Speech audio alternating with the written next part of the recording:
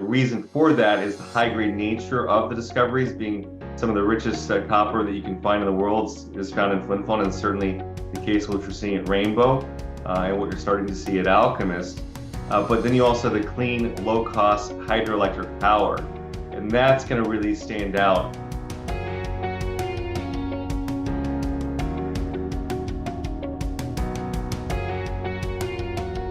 Hello and welcome viewers to Assay TV.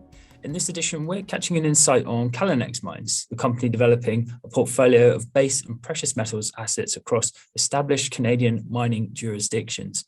And I'm connected with CEO Max Porterfield to tell us all about the projects and give an update on the company. So great to be speaking with you, Max. Thanks so much. I'm really excited to be here today. Yeah, excellent. Okay, look, why don't we start with some of the top level news? Obviously, there was a new financing of $9.4 million, I believe, and that was an upside financing as well. Could you tell us a little bit about the details of that and how that came through and what this means for your continuation of your projects? Yeah, so we've been very, very fortunate to always have been able to access capital markets at favorable terms to our current shareholders and to prospective shareholders participating. So we did complete a $9.4 million financing. The terms of that were at $3.15 a share with a half warrant at $4.07 a share.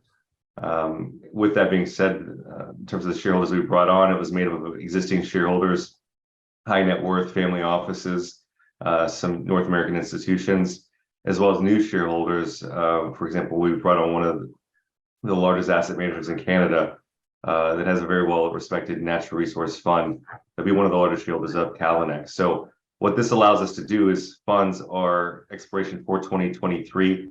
We've just kickstarted a 10,000 meter phase one drilling campaign that again is focused on a big upside from the exploration standpoint at our Pine Bay property in northern Manitoba, just outside of Flon.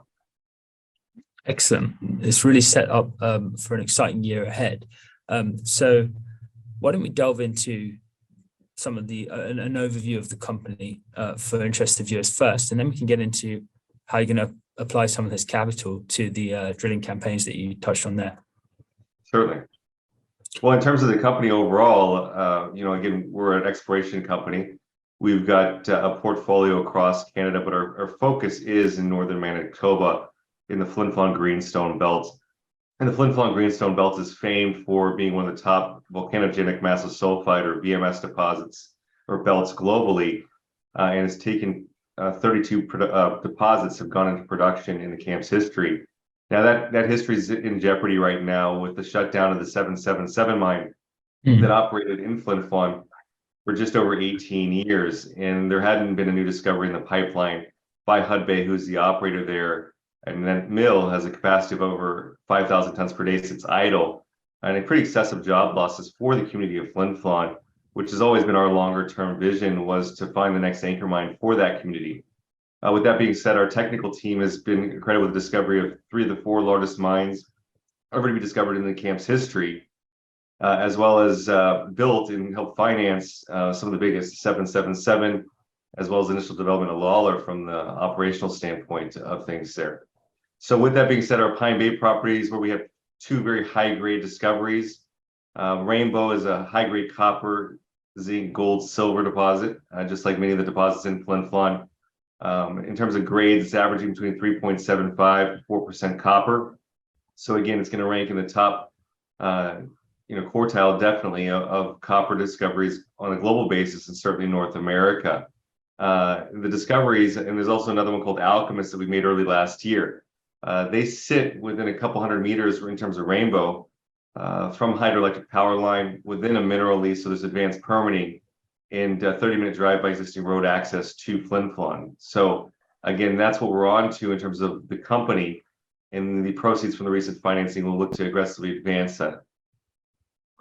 Excellent. Yeah, that's a great run through. Okay, so why don't we hone in a little bit more carefully on the drilling campaign and actually this 10,000 meters that you mentioned you've already started. What are some of the results so far, and how are you going to execute this program? So in terms of the campaign, we just kick-started it just a couple of weeks ago. So there are no results. And this is, again, the holes at Pine Bay are traditionally deeper than other areas you might explore the world. So there is some longer lead timelines to get the drilling done. With that being said, while we're doing this drilling campaign, we're actually in the midst of a maiden resource at Pine Bay. So at Rainbow, which we discovered in 2020, we put over 40,000 meters of drilling and are pending a maiden resource on that. And there's a historic deposit, the Pine Bay deposit, that's historic, roughly 1 million tons of 3% copper that sits in close proximity. So we're in the midst of publishing a maiden resource at Pine Bay that will encompass a maiden resource on the brand new discovery at Rainbow, open at depth, as well as the historic Pine Bay deposit. Now, the first phase of this exploration campaign is going to be focused on expanding the Rainbow discovery and the deposit areas it's known at depth.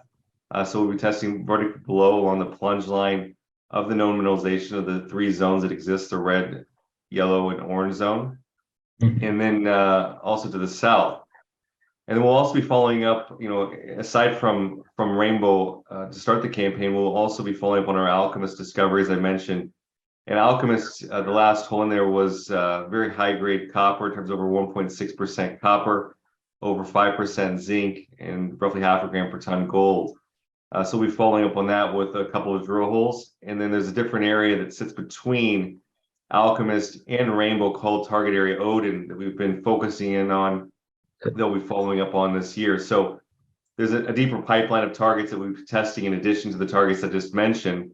But all of them are going to be following up on high-grade mineralization at the property that could significantly grow the known resources that we have that are pending at Rainbow, most certainly, and of course the historic Pine Bay deposit.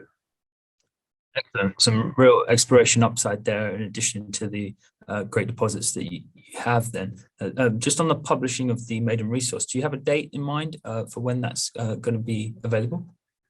Yeah, so that should be out within the next within Q2, so within the next month and a half, 2 months. Excellent, some good news to watch for there. And you mentioned the was it the Odin project, some exploration targets there. Like, how do you further define this resource? There's a lot going on. I just trying to get a little bit more around the sort of strategy. Once you've done this bit of drilling, Rainbow and Alchemist, do you stop there? Do you go wider? You're going quite deep at the moment. What's the sort of strategy? Yeah, so in terms of strategy, just to clarify, Odin actually sits. All these discoveries sit within the same property at Pine Bay, actually within the mineral lease. In fact. So they're all in close proximity. The distance between Rainbow and Alchemist is 1.4 kilometers. To kind of give you in terms of spatially where they're at, in distance-wise. In terms of what we're looking to do and achieve at Rainbow, we've delineated down to the 800-meter level. And so this is a significant step out, and the deepest hole we have on the Rainbow is down at the 900-meter level. So we'll be testing Rainbow on the first hole at 1,100 meters below surface, roughly. Of course, there's some deviation on the drilling when you get these holes planned and where they ultimately end up. So with that being said, that will show that Rainbow is going to be significantly larger in growth resource. So, the phase 2 plan would then be to step out and ultimately build additional tonnage and grow these discoveries to size and scale. And in terms of what we're working on at Alchemist and Odin, Alchemist will be the same way. Alchemist is in a target area discovery, I should say, that only has 3 holes into it. So it's very much in the same, kind of infancy of where Rainbow was early in 2021. We had just had 3 holes into Rainbow. Since the time, we obviously put a significant amount of drilling into Rainbow. So with Alchemist, we need to follow up and step out and see what that grows into. And that's going to be results driven, like any exploration campaign that we encompass at Pine Bay. And then, of course, Odin sits directly between the two. And when you look into these VMS systems, they're known for making up these belts because they occur in clusters. Not only are they known for being polymetallic, but they occur in great mining jurisdictions because of the clusters. And so with that being said, we're on a growth fault that's hosted 6 other deposits. 2 of them have seen past production in terms of the Don John mine and the North Star mine historically on the property. And the area that we've honed in on between Rainbow and Alchemist is an area of the property that hadn't seen any exploration. And we brought in a new exploration approach, which is what led to the discovery of both Rainbow and refined it, which led to Alchemist and the discoveries to come, I'd like to say. But again, we're really focusing on this 1.5 kilometer trend to grow tonnage and scale through the drill bit. Yeah, absolutely. Makes great sense. Just switching to your Bathurst district, there's a Nash Creek project. Could you give us an update on what's going on there as well? Yeah, in terms of the projects in Eastern Canada, both at Nash Creek and Point Leamington being in Newfoundland, they're a substantial resource for the company. I mean, there's two 43101 compliant resource bases, one in New Brunswick and one in Newfoundland. Nash Creek's a PEA stage zinc lead asset that sits right along the provincial highway there, 25 kilometers from a deep water port and rail line. So again, you have access to markets in close proximity to infrastructure, just like what we have at Pine Bay in Flin, Flon. So in terms of Nash Creek, we're not looking to advance that. In general, exploration companies have limited capital, and we want to really put that capital work where we're going to have the biggest upside for our shareholders. And that's certainly going to be following up the high grade copper and gold that we're intersecting at Pine Bay to date. And that's certainly what's driven our share price over the past several years. It does certainly provide optionality, both those assets. As we advance through the cycle, as these minerals become more and more critical, not just from finding them, but location, and more importantly, I think jurisdiction, as the world kind of dramatically changes and kind of this new world that we're in today. Those assets are going to be quite, I think, valuable and strategic in many ways.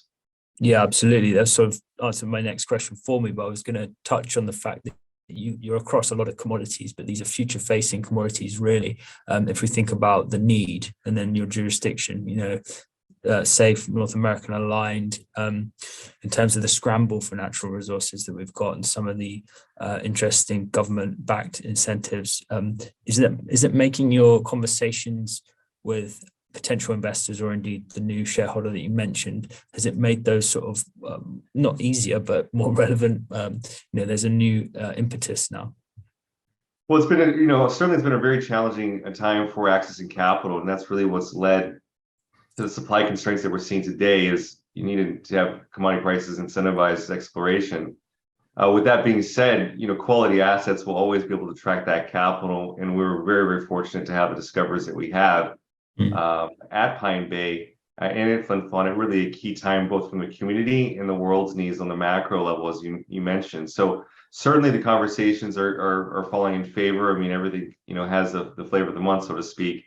VMS deposits are certainly in vogue because as you look in terms of what policymakers are driving forward in terms of supply needs to meet the demand being put forth by the shift away from the hydrocarbon and really the electrification of the world, the supply is also going to be just as important. Where is the supply coming from, and how clean really is that supply source? So the fact that we're not only located in a tier 1 jurisdiction outside of a famed Canadian mining jurisdiction that has infrastructure that's sitting idle, a workforce that's skilled and is ready to work and wants to work and wants a mine in their backyard, so to speak. We also stand to benefit from really the ESG component of it being very, very clean. And the reason for that is the high-grade nature of the discoveries. Being some of the richest copper that you can find in the world is found in Flin Flon, and certainly the case which we're seeing at Rainbow and what you're starting to see at Alchemist. But then you also have the clean, low-cost hydroelectric power.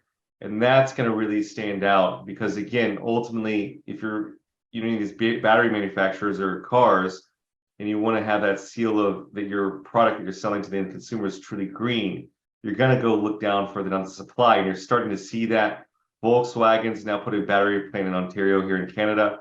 That's going to be a very close proximity to the smelting. And ultimately, if you look further down the production profile for Callinex, and as these deposits hit these milestones and we grow as an organization, you're going to look to ultimately your concentrate going to either Quebec or Ontario.